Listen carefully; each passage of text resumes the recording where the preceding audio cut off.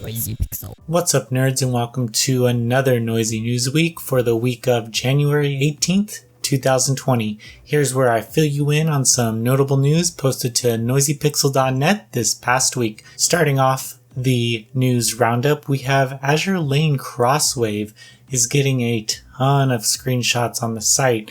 Just for your knowledge, we have Ayanani, Illustrious, Ajax, Enterprise, Akashi, Achilles, Kaga, Congo, Cleveland, Saratoga, Atlanta, and Admiral Hipper.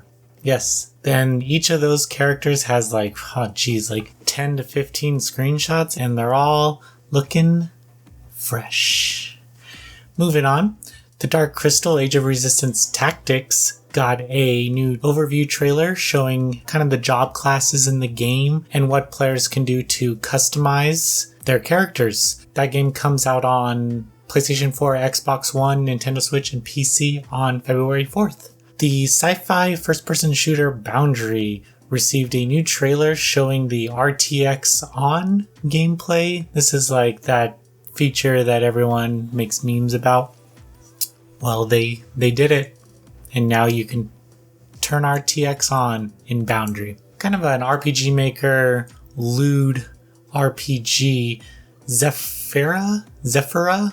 Anyway, it got released on PC and it's on Steam and like Jast and all that. One of those low budget RPG Maker games from Japan. And they seem to have a huge following in the West, or gaining a following at least. So good for you. Playism announced that Giraffe and Nikki is getting released on February 18th on PC, and this is an adventure rhythm game where you're like this cute little girl and you run around and have fun. Actually, I think you fight people and the boss battles are like rhythm, and you like bounce back and forth. Anyway, it's an indie game as well, and the developers from Japan seem really excited about it, so I am too. WayForward announced that Vitamin Connection will launch on Nintendo Switch on February 20th, and this is a cute Switch game. They look like paddles, and it uses the HD rumble and all of that, and it's exclusive to Switch. Check it out.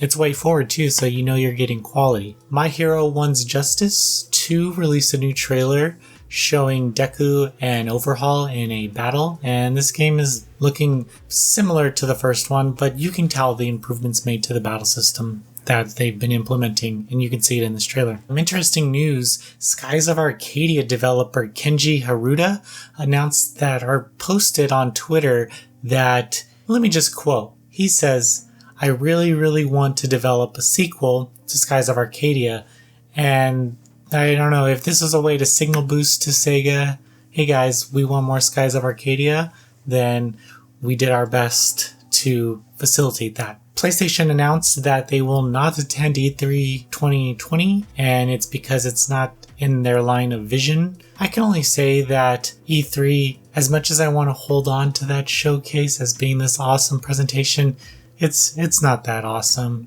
It used to be. But now you have things like PAX and Gamescom and just these events globally that are more beneficial. If you're a developer and you announce something at E3, it's gonna get flooded. No one's gonna see it. It just sucks because you showed Final Fantasy VII Remake at E3.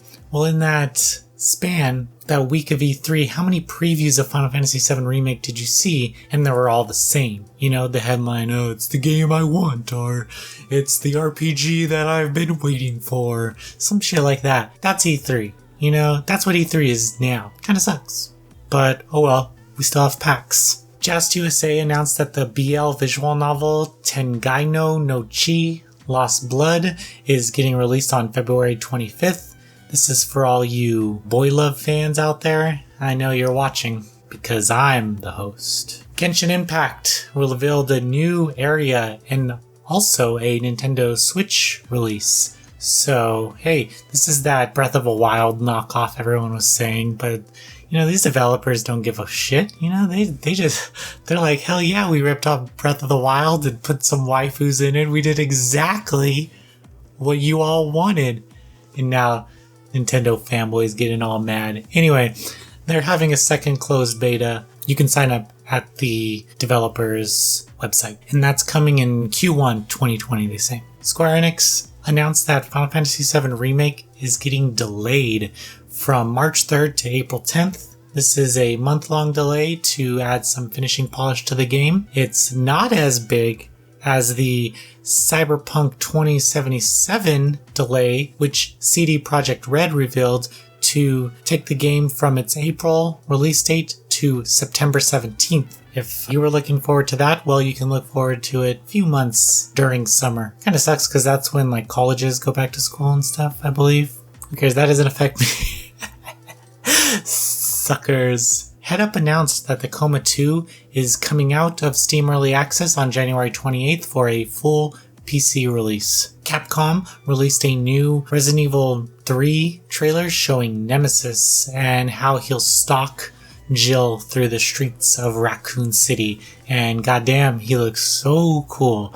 And I'm really excited about this game after just beating Resident Evil 2 Remake over the winter break. I just love it. It's great. The Arcade Crew released a new trailer for Kunai. It's this cute little platformer ninja guy that's coming to Nintendo Switch and PC on February 6th. And that's awesome. I'm really excited about this game. It looks rad. Check it out. Bethesda released a new trailer for Doom Eternal showing the Doom Slayer starting up his epic adventure for this new FPS game.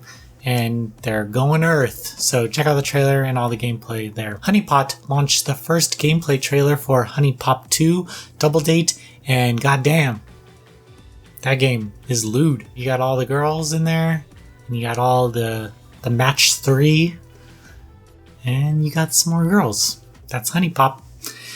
Square Enix announced that Mobius Final Fantasy will shut down its servers on June 30th. This is the PC and mobile game that's pretty high budget, to be honest. And it's really sad when this happens because people put a lot of money in these games and they just shut them down. Supposedly it already shut down in Japan last month. So Disintegration, that game from V1 Interactive, the co-creator of Halo, is getting a closed beta on January 28th and January 29th. Ahead of the open beta that's scheduled for January 31st through February 1st. And this is that mech shooter where you raise units and you send them out to battle. You'll be able to play as a few classes and a couple of the modes in the game. So they're taking registration for the game on their website. Chinese developer Azure Flame announced that the strategy RPG Banner of the Maid will launch on PlayStation 4, Nintendo Switch, and PC on February 14th. This is a strategy RPG with cute girls and a compelling story, as they say. It's been out in China for a while on Steam, but they're releasing the English localization. And supposedly it's really good. Manga Gamer announced that the Little Sister visual novel, Imato Paradise 3, will release on Manga Gamer on February 13th. So if you don't have a date for Valentine's Day, well, you can always hang out with your sisters. Super Smash Bros. Ultimate revealed that Byleth, I don't know if I'm saying that right. I've never said the name right. Anyway, from Fire Emblem Three Houses, will be a new character on January 28th. And everyone seems to be mad, but I don't care. Who cares? It's a new character. There's 80 freaking characters in that game. Jesus Christ. Give them a break. Signing licenses is freaking hard, especially when you have to deal with the license owner and everything.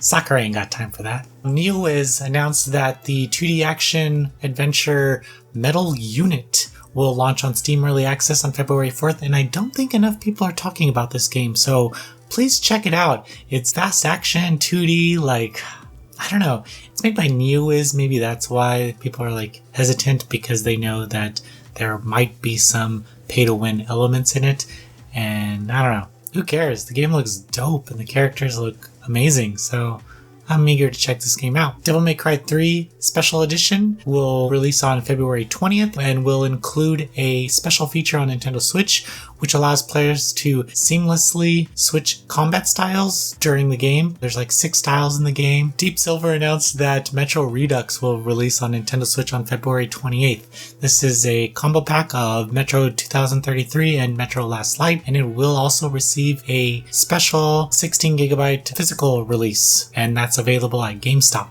which is rad. Nintendo announced that Fire Emblem Three Houses will be getting a new DLC on February 12th. This adds the Ashen Wolves house to the game, and basically you go underneath the school and there's like 4 characters that you can add to your party, and I guess they've been living down there, and this is the 4th house, so it's now Fire Emblem 4 Houses. I don't think that's what they're gonna do, but it's kind of weird that they would do that and just shove, like, I don't know, who cares. An MS Paint developed horror game, World of Horror, will launch on Steam Early Access on February 20th. This is a really cool text kind of adventure influenced by popular horror genres. It looks rad. There's some random elements in it, and I don't know, I just love looking at it. It's an RPG-esque adventure. If you haven't heard about this game, please check it out. And that's all for the news. So let's move on to reviews. We have Orange Blood, Taisho X Alice Episode 1,